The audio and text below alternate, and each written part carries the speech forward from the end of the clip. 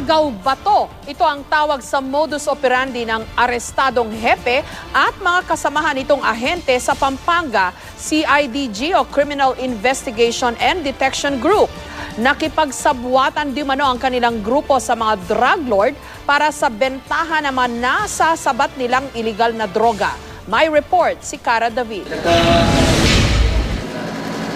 Nabaklas na ang pangalan ng mga opisyal sa labas ng tanggapan ng CIDG Pampanga sa Angeles City. Bakante na rin ang ilan sa mga kwarto, maging ang kanilang sleeping quarters. Malayong-malayo na sa obisinang minsay naging aktibo sa panghuhuli ng mga kawatan. Kung pagbabasihan lamang ang bulletin board na nakapaskil dito sa labas ng provincial office ng CIDG Pampanga, iisipin mo, napaka-impressive nitong team na ito. Tingnan mo, 250,000 peso worth of drugs seized at iba pang mga accomplishment. Ito makikita ninyo sa matrix naman na ito yung kanilang accomplishment from July to September 2013. Kinukumpara dito lahat ng iba't ibang mga provincial offices sa Region 3. And if you look at Pampanga, ang makikita mo dito 33.83 points. Yan yung kanilang accomplishment for the third quarter of 2013, making them the most accomplished sa lahat ng mga teams ng CIDG sa buong Region 3. Kaya naman, laking gulat talaga ng mga tao nang malaman na sangkot pala umano ang mga ito sa illegal na gawain tulad ng droga. Sa bisa ng isang search warrant, sinalakay kahapon ng CIDG Anti-Organized Crime Unit ang opisina ng CIDG Pampanga. Nakuha ng mga otoridad ang 5 high-powered firearms, 11 pistols at iba't ibang uri ng bala. Karamihan daw sa mga armas walang lisensya o kung meron man, pasuna. Na-recover din ang mahigit 2 milyong pisong cash na hinihinalang pinagbentahan ng shabu.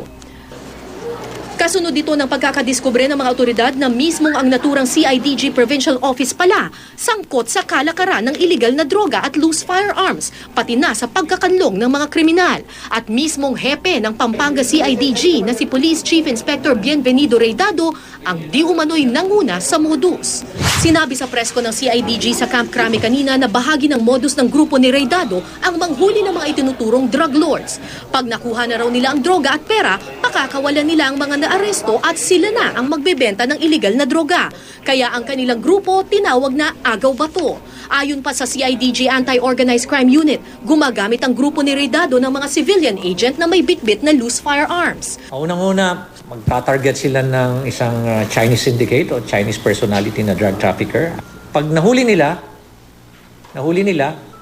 dadalhin na nila sa safe house. Unti-unti na nilang kukunin na nila yung drugs, kakausapin na nila yung drug trafficker, makikipag-negotiate na kung magkano ang presyo, at papakawalan nila.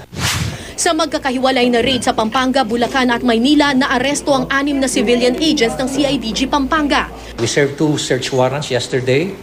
Ito yung isang safe house nila sa Balagtas, sa Bulacan. At yung opisina mismo namin, at ang nandun sa safe house during that time was yung wanted person na mayroong na number 2, most wanted person sa Naik, Cavite. 2 buwan ding isinailalim sa surveillance ang grupo ni Reydado, kaya matibay raw ang ebidensya ng mga otoridad. Lumalabas din na dati nang may kaso si Reydado na may kinalaman sa illegal na droga. Meron siyang, the Philippine Drug Enforcement Agency, when he was assigned with PIDEA, filed a case of violation of 9165 against Reydado. Unfortunately, this was dismissed. Nasibak na't napalitan si Reydado bilang hepe ng Pampanga CIDG, pati na ang iba pang opisyal at tauhan ng opisina. May kapalit na ang hepe, pero sa ngayon hindi pa nabubuo ang kapalit ng iba pang natanggal sa pwesto. Sinubukan ng GMA News na hingan ng komento si Reydado pero tumanggi siyang magbigay ng pahayag.